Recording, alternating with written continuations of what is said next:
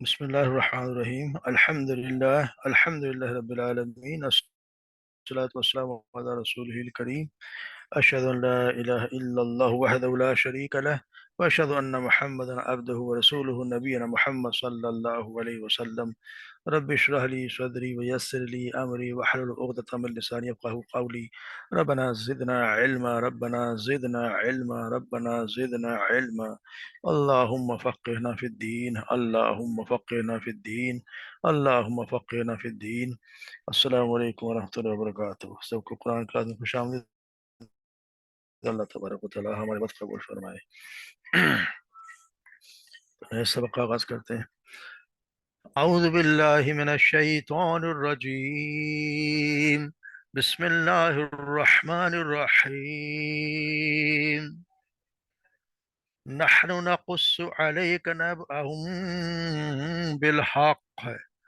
إنهم فتية آمنوا بربهم وزدناهم هدى وربطنا على قلوبهم إذ قاموا فقالوا ربنا رب السماوات والأرض لن ندعو من دونه إلها لقد قلنا إذا شططا هؤلاء قوم اتخذوا من دونه آلهة لولا يأتون عليهم بسلطان بين فمن أظلم ممن افترى على الله كذبا وَإِذِ اعْتَزَلْتُمُوهُمْ وَمَا يَعْبُدُونَ إِلَّا اللَّهَ فَأْوُوا إِلَى الْكَهْفِ يَنشُرْ لَكُمْ رَبُّكُم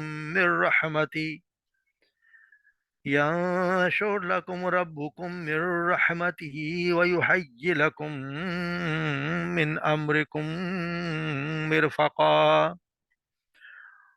وَتَرَى الشَّمْسَ إِذَا طَلَعَت تَّزَاوَرُ عَن كَهْفِهِمْ ذَاتَ الْيَمِينِ وَإِذَا غَرَبَت تَّقْرِضُهُمْ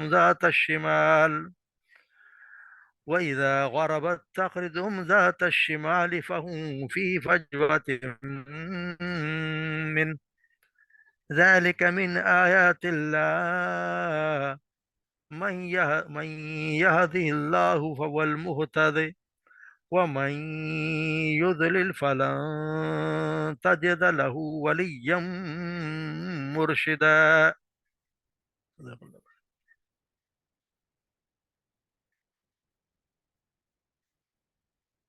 نحن نقص علیک،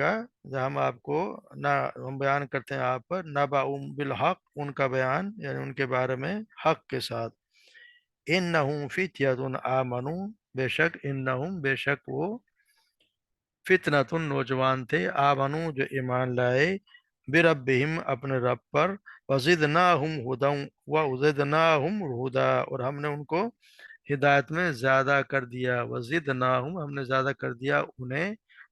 ہدایت میں، وربطنا علی قلوبہم، اور ہم نے بند باندھ دیا یا ان کو مضبوط کر دیا، علی قلوبہم، ان کے دلوں کو، اذ قاموا، جب وہ کھڑے ہوئے، فقالو، اور انہوں نے کہا، ربنا رب السماوات والارض، ہمارا رب وہ رب ہے جس نے جو آسمانوں کا اور زمین کا رب ہے، لن ندعو من دونہ الہا، ہرگز نہیں ہم پکاریں گے اس کے سوا کسی اور الہ کو، لقد قلنا اذا شططا، یقیناً، لقد یقیناً، قلنا اگر ہم نے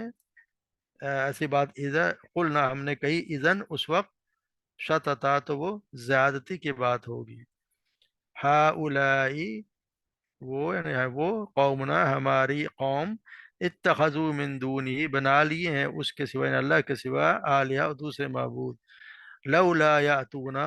کیوں نہیں، لولا کیوں نہیں، یاتونا وہ لاتے، علیہم اس کے ان کے اوپر، بسلطان بین کوئی واضح دلیل، کوئی واضح دلیل اس پر کیوں نہیں لاتے.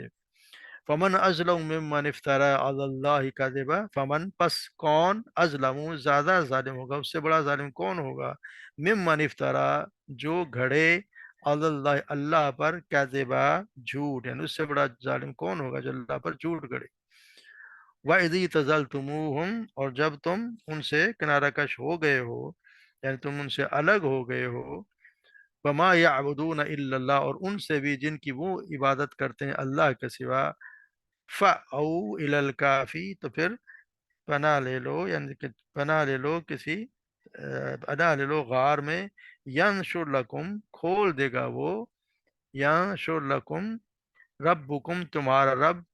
کھول دے گا تمہارے لیے تمہارا رب، من رحمتی، اپنی رحمت سے، وَحَيِّ لَكُمْ وَيُحَيِّ لَكُمْ مِنْ أَمْرِكُمْ مرفقا، اور آسان کر دے گا، مہیا کر دے گا تمہارے لیے، من امرکم، اپنے پاس، اپنے معاملے میں، مرفقا، کوئی سہولت، وَتَرَى الشَّمْسَ، اور اگر آپ دیکھیں تو سورج کو دیکھے گا، وَتَرَى الشَّمْسَ إِذَا طَلَعَتْ، جب وہ طلوع ہوتا ہے، تَزَاوَرُ عَنْ كَهْفِهِمْ ذَاتِ الْيَمِينِ، تو وہ غار کے غار کے دائیں طرف سے جھک جاتا ہے، وَإِذَا غَرَبَتْ، اور جب وہ غروب ہوتا ہے، تَغْرِضُهُمْ ذَاتَ الشِّمَالِ، تو وہ بائیں طرف کترا جاتا ہے، یعنی بائیں طرف سے گزر جاتا ہے، وَهُمْ فِي فَجْوَةٍ مِّنْ، اور وہ لوگ تھے، وہ تھے فی فجوۃ، یہ کھلی جگہ ہے اس میں، یعنی کھلی جگہ میں، غار میں، وہ کھلی جگہ میں موجود تھے، ذَلِكَ مِنْ آیات اللہ، یہ اللہ کی آیات میں سے، نشانیوں میں سے ہے، من یہد اللہ فہو المہتد، بس جسے ہدایت دے اللہ، بس وہی ہدایت یافتہ ہے، ومن یضلل، اور جسے وہ گمراہ کر دے، فلن تجد لہ ولیا مرشدا، تم ہرگز نہیں آپ پائیں گے اس کے لیے کوئی رہنمائی کرنے والا، کوئی دوست، کوئی مرشد دوست رہنمائی کرنے والا، یعنی کوئی بھی دوست کے لیے آپ کوئی بھی رہنمائی کرنے والا دوست نہیں پائیں گے۔ تو جیسے کہ ہم سب جانتے ہیں کہ ہم سورہ کہف میں اصحاب کہف کے بارے میں واقعات پڑھ رہے ہیں، اور یہ اب ان کا واقعہ اصل میں شروع ہو رہا ہے، تو یہاں یہ بتایا جائے نقص علیک نبأہم بالحق، تو اس سے پتہ یہ چلتا ہے کہ یہ واقعہ مشہور تھا، اور اس کے مگر اس میں بہت سی خرافات اور غلط باتیں بھی شامل ہو گئی تھی، اس لیے اللہ تبارک و تعالیٰ نے فرما رہے ہیں کہ ہم تو اسے اس واقعہ کا ٹھیک ٹھیک بیان کرتے ہیں، انہم فتیۃ آمنوا، یعنی کہ وہ لوگ، یہ چند نوجوان تھے، اور ویسے ہم دیکھتے ہیں کہ نوجوان جو بوڑھوں کی نسبت حق کو زیادہ قبول کرنے والے ہوتے ہیں، اسے اللہ اور اس کے رسول کی دعوت و لبیک کہنے والے بھی اکثر نوجوان ہی تھے، قریش کے بوڑھے بزرگ جو تھے وہ تو اپنے دین پر ہی باقی رہے، اور ان میں سے بہت کم ہی ایمان لائے، اسی طرح ہوتا یہ ہے کہ اس طرح نوجوان جو ہوتے ہیں وہ زیادہ اس کی طرف آ جاتے ہیں، تو یہاں آمانو برب، یعنی وہ جو چند نوجوان تھے جو اپنی قوم کے اونچے طبقے سے تعلق رکھتے تھے، اور پھر یہ بھی ہے کہ ان کے قوم اور بادشاہ جو تھے مشرک کے بت پرست تھے، مگر یہ نوجوان بت پرستی کو چھوڑ کر اپنے رب کی توحید پر پختہ اور خالص ایمان لے آئے، اور اس پر ڈٹ گئے، اور اللہ کی خاطر جب اپنے عزیز و قارب کو، معلومات کو اور وطن کو چھوڑ کر ہجرت کر گئے، تو اللہ تبارک و تعالیٰ انہیں اور زیادہ ہدایت اور ایمان سے نواز دیا، اللہ تعالیٰ نے فرمایا ہم نے ان کو وَآمَنُوا بِرَبِّهِمْ زِدْنَاهُمْ هُدًى وَرَبَّتْنَا، ہم نے ان کو اس میں اور ہدایت میں زیادہ ترقی بخشی، یعنی وہ سچے دل سے ایمان لے آئے تو اللہ تبارک تعالیٰ نے ان کی ہدایت میں اضافہ کیا، ان کی توفیق بھی بخشی کہ حق و صداقت پر ثابت قدم بھی رہیں، اور اپنے آپ کو خطرے میں ڈال لینا گوارا کر لیں، مگر باطل کے آگے سر نہ جھکائیں، اللہ تبارک و تعالیٰ نے ان میں یہ ہمت پیدا کر دی کہ وہ اپنا سر کسی کے آگے نہ جھکائیں، وربطنا على قلوبهم اذ قاموا فقالوا ربنا رب السماوات والارض، اور ہم نے ان کے دلوں پر بند باندھ دیا جب وہ کھڑے ہوئے، تو انہوں نے کہا کہ ہمارا رب آسمان اور زمین کا رب ہے، اس کے سوا تو ہم کسی معبود کو ہرگز نہ پکاریں گے، تو یہ نوجوان اصل میں ان کے سردار قوم تھے، ان کے بیٹے تھے، ایک دن وہ بتوں کی پوجا کے لیے اپنے گھر والوں کے ساتھ نکلے، پھر ان کی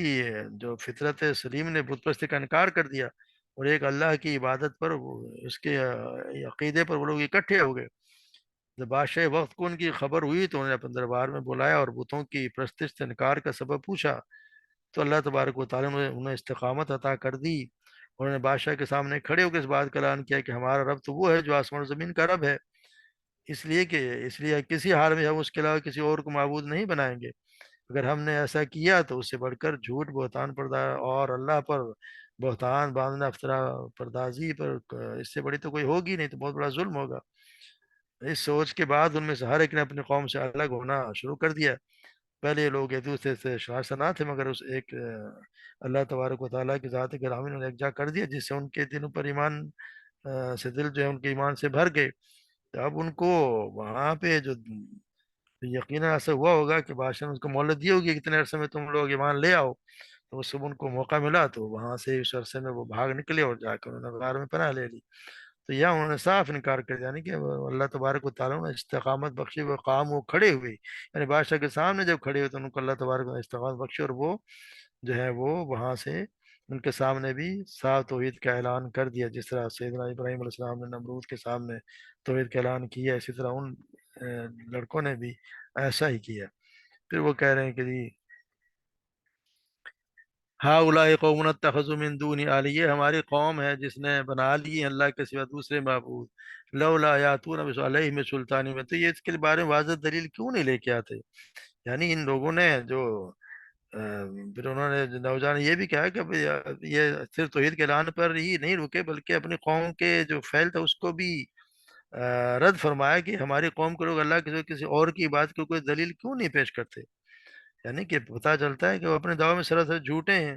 اگر ان کے پاس کوئی دلیل ہے تو وہ اس کو پیش کریں، بغیر دلیل کے تو کوئی بات بھی مانی نہیں جاتی۔ جب تک اس پہ آپ دلیل نہیں دیں گے تو وہ تو اس پہ بات نہیں ہوتا۔ تو یہ ہوتا ہے کہ جب ان کا، اگر وہ یہ سمجھتے ہیں کہ ان کا عمل صحیح ہے تو انہیں اپنے دعوے کی صداقت و واضح اور صحیح دلیل پیش کرنی چاہیے، اس لیے کہ دین بغیر دلیل حجت کو تو ثابت ہوتا ہی نہیں ہے۔ یہ خود پھر ان مشرکوں کے دعویٰ کی تردید کرتے ہوئے کہا کہ واقعی کہ غیروں کو اللہ کا شریک بنانا اور اللہ پر محض گھڑنا کوئی بات ہے، کیونکہ اللہ کے سوا تو کوئی معبود ہے ہی نہیں، اور جو اللہ تعالیٰ جھوٹ باندھے گا تو اس سے بڑھ کر ظالم کوئی ہوگا نہیں۔ تو سب سے بڑا ظلم یہ ہے، ومن اظلم ممن افترى علی اللہ کذبا، جو اللہ پر جھوٹ باندھے اس سے بڑا ظالم تو کوئی ہوگا ہی نہیں۔ جیسے سورہ لقمان، سورہ لقمان میں پڑھتے ہیں کہ لقمان نے اپنے بیٹے سے کہا کہ ان شرک ظلم عظیم، یعنی کہ شرک جو ہے وہ ظلم عظیم ہے۔ تو اسی طرح یہ یہاں پہ بھی شرک ہے، یہ بتایا گیا کہ یہ بہت بڑا، یہ تو بالکل ظلم ہے۔ تو یہاں بھی بتایا گیا کہ اللہ پر جھوٹ باندھے وہ بہت بڑا ظالم ہے۔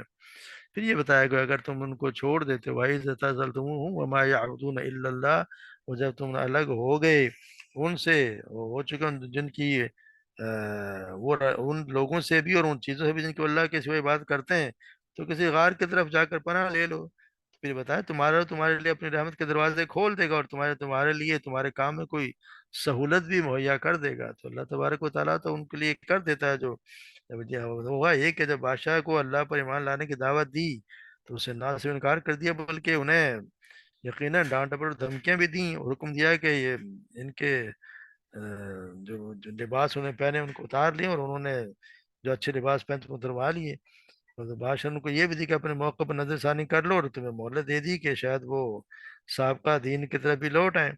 مگر یہ مہلت اللہ تبارک و تعالیٰ کی طرف سے ان کے لیے تو آسان ہو گیا، انہوں نے موقع سے فائدہ اٹھایا اور اپنے دین اور ایمان کی حفاظت کے لیے وہاں سے نکل بھاگے، اور آپس میں مشورہ کیا کہ چونکہ ہم لوگوں نے بت پرستوں اور ان کے جھوٹے معبود سے اعلان برات کر دیا ہے اور دین اور ایمان کی حفاظت کے لیے اپنا گھر بار چھوڑ دیا ہے، اس لیے ہمارے لیے مناسب یہ کہ ہم غار میں چھپ جائیں تاکہ ہم پکڑے نہ جائیں۔ اس بات کا تو انہیں ان بات کا تو ہمیں یقین ہے کہ ہمارا رب ہمیں ضائع نہیں کرے گا، اور اپنی رحمتوں کے سائے تلے میں ڈھانپ لے گا، اور ہمارے کھانے پینے کا انتظام بھی اللہ تبارک و تعالیٰ کرے گا اور دشمن سے نجات دے گا۔ جب لوگ فتنوں میں مبتلا ہوں تو پھر اگر زیادہ ہی فتنے آ جائیں تو پھر شریعت کا بھی یہ حکم ہے، یہی ہے کہ انسان اپنے آپ کو اپنے دین کو بچانے کے لیے ایسے ظالموں سے بھاگ جائے، جیسے کہ حدیث میں بھی آتا ہے کہ سیدنا ابو سعید خدری بیان کرتے ہیں کہ آپ صلی اللہ علیہ وسلم نے فرمایا کہ وہ وقت قریب ہے جب مسلمان کا عمدہ مال یعنی اس کی بکریاں ہوں گی، جنہیں وہ لے کر پہاڑ کی چوٹی پر چڑھ جائے گا یا برساتی وادی میں چلا جائے گا، اور اس طرح وہ اپنے دین کو فتنوں سے بچانے کے لیے بھاگتا پھرے گا، یعنی وہ دنیا سے الگ تھلگ ہو کے اپنے دین کو وہ وہاں سے بچائے گا۔ یعنی کافی مزاج میں اذا کرو تک شمال فہم فی فج باتیں من، یعنی وہ اللہ تمہارا کام آسان کر دے گا۔ تو اس کے بعد وہ بھاگ کر غار میں چلے گئے۔ تو جو لوگوں نے انہیں گم پایا، بادشاہ نے بھی تلاش لوگوں کی ادھر ادھر دوڑایا تو مگر انہیں تلاش نہ کر سکے، ان کی تلاش میں وہ مارے مارے پھرتے رہے، مگر اللہ تبارک و تعالیٰ نے جس طرح ہم دیکھتے ہیں کہ آپ صلی اللہ علیہ وسلم اور سیدنا सैयदना अबू बकर सिद्दीक भी गार सौर में थे, तो वहां भी उनको तलाश करते करते काफिर जो मुशरिक जो मक्का जो थे वो गार के बिल्कुल किनारे तक पहुंच चुके थे। और वहां पे सैयदना अबू बकर तो परेशान भी हुए कि या रसूलल्लाह, अगर उन्होंने अपने कदमों के नीचे निगाह डाली तो हमें देख लेंगे। तो इस पर भी आप सब ये फरमाते हैं, अबू बकर तुम्हारा उन दो आदमियों के बारे में क्या ख्याल है जिनके साथ तीसरा अल्लाह है? यानी जैसे काम जो इस तरह करते हैं अल्लाह के भरोसे पे, तो अल्लाह तबारक व ताला उनका साथ फिर ज़रूर देता है। तो उनको भी यकीन था कि अल्लाह तबारक व ताला हमारा साथ, और ऐसा ही हुआ कि वो फिर वहाँ से